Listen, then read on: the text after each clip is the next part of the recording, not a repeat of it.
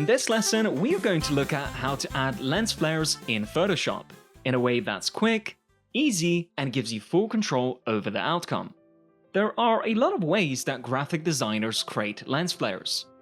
These methods can include using Photoshop's built-in lens flare filter, using lens flare overlays or pre-made assets found online, by capturing photographs of real lens flares in a studio, then later using them as custom overlays, by using Photoshop brushes that can simulate a lens flare and be painted manually, or by using 3D software such as Adobe After Effects to render lens flares as a post-production step.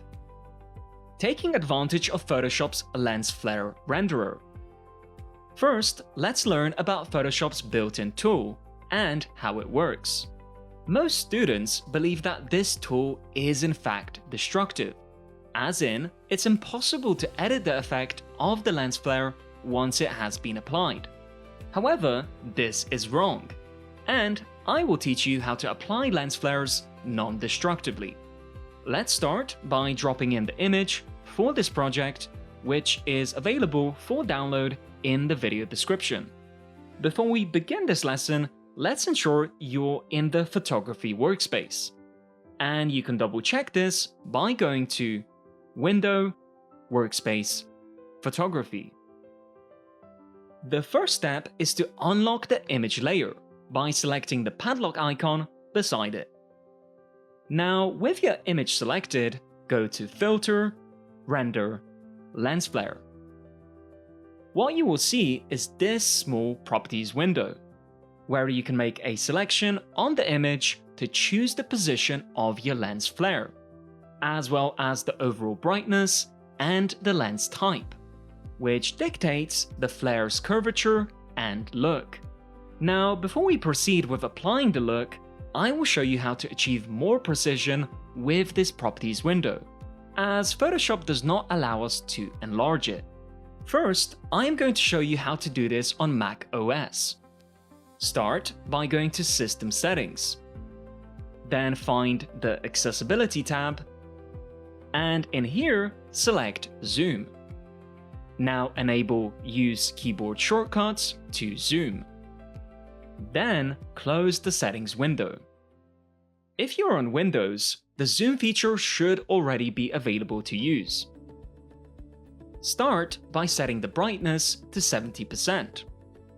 And select the first option here, which is 50 to 300mm zoom. Now we can proceed to zoom in with the keyboard shortcut. On Mac, press Option, Command, and equals to zoom in. And you can also use Option, Command, and minus to zoom out. And if you're using Windows, you will need to use these keyboard shortcuts. I am going to zoom in, then position my flare on the brightest point of the sun. Once I am satisfied, I can zoom out and select OK to finalize. Now we can see that the flare is embedded directly on the image pixels, which means that this action can be categorized as destructive, since we cannot individually control the properties of the lens flare.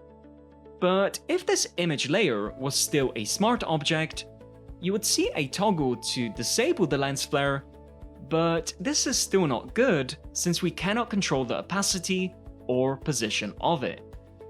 So press Command Z on Mac or Ctrl Z on Windows to go back once. And now I am going to teach you how to render lens flares non-destructively with far more control. Select the image, then go to Filter, Render, Lens Flare.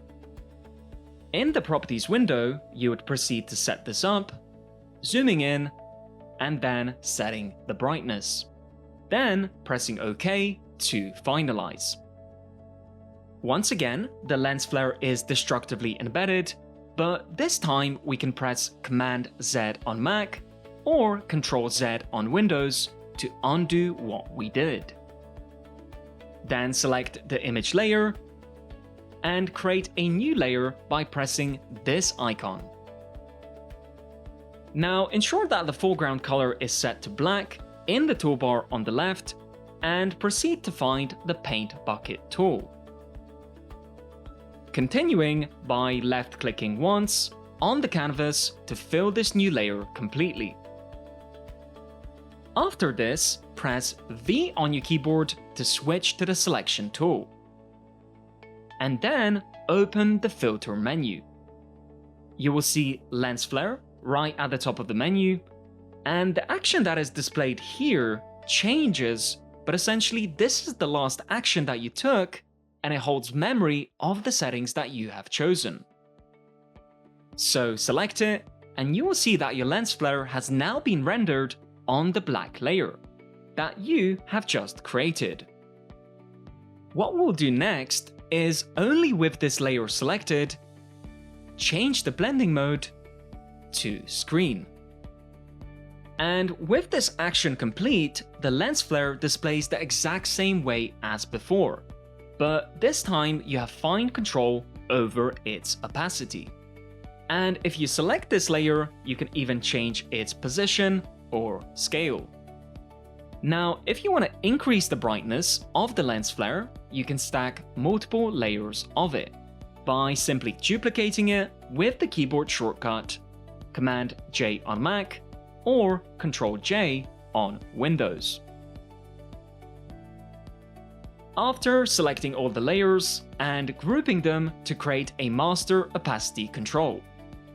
And you can set the overall opacity in a way that makes sense for you.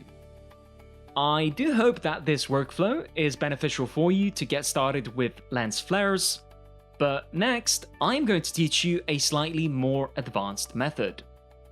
Painting lens flares using Photoshop brushes.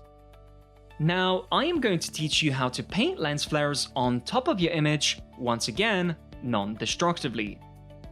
Start by hiding your lens flare group using the visibility icon, and also locking it with the padlock for safety.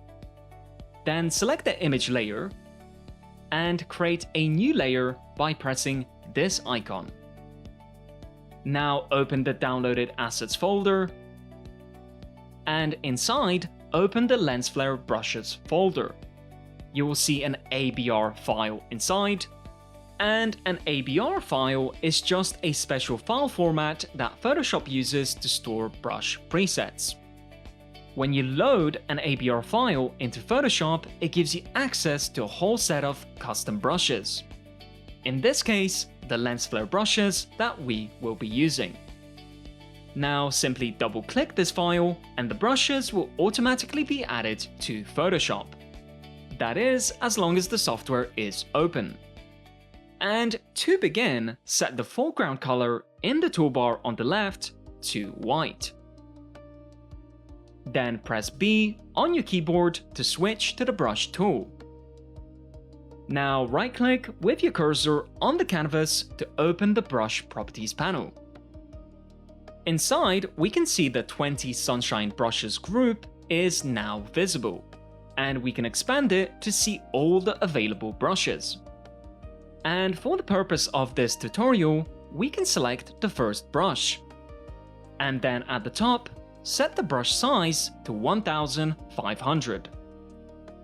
If you're using a laptop with an external keyboard, make sure the caps lock is disabled on your laptop, since this will be a conflict. And there are two views when using the brush tool.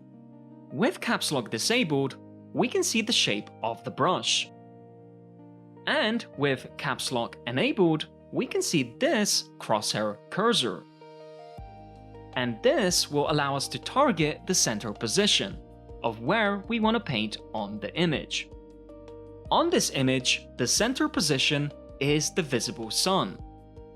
Now you can left-click once to paint the lens flare, making sure that you're doing this on the new layer above the image layer. Once that is done, press V on your keyboard to switch back to the selection tool. And if you make a mistake, you can always undo what you did with Command Z on Mac or Ctrl Z on Windows. We can see that this lens flare is well defined and sharp, and now we can blend it into the image. Start by right-clicking on the new layer and convert it to a smart object. Then change its blending mode to soft light.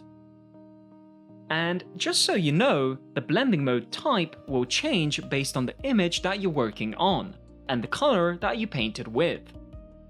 Now we can also change the opacity to 80%, and then with this layer selected, go to Filter, Blur, Gaussian Blur. Then, in the Properties window, set the radius to 6 pixels, and select OK to finalize. We are taking this step to soften the edges of the lens flare so that it looks less artificial. And so, that's the basic premise behind painting a lens flare. I would strongly advise you to experiment with the brushes inside of the pack that I have provided. And if you want to explore more lens flare brushes beyond this lesson, please check the description of this video for other downloadable resources. And that's it! Now you know 2 solid ways to add lens flares in Photoshop, using Photoshop's built-in tool, and painting lens flares with custom brushes. So now the question is, are you ready for the next lesson?